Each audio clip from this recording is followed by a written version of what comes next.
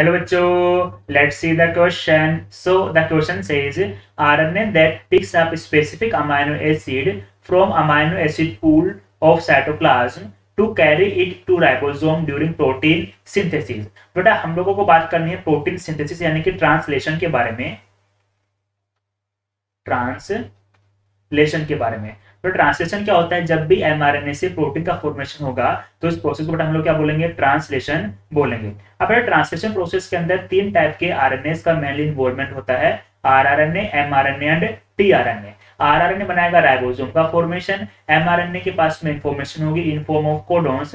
लेकिन बेटा हम लोग बात करेंगे किसके बारे में? टीआरएनए के बारे में, दैट इज ट्रांसफर आरएनए की बात करेंगे. तो ट्रांसफर आरएनए का काम क्या होता है बेटा? ट्रांसफर आरएनए अमाइनो एसिड्स को बाइंड करता है और वो राइबोसोम यूनिट तक उसको ले जाने का, उसको ट्रांसपोर्ट करने का काम करेगा. सो टीआरएनए बेटा क्या करेगा? Bind amino acid, bind amino acid and transfer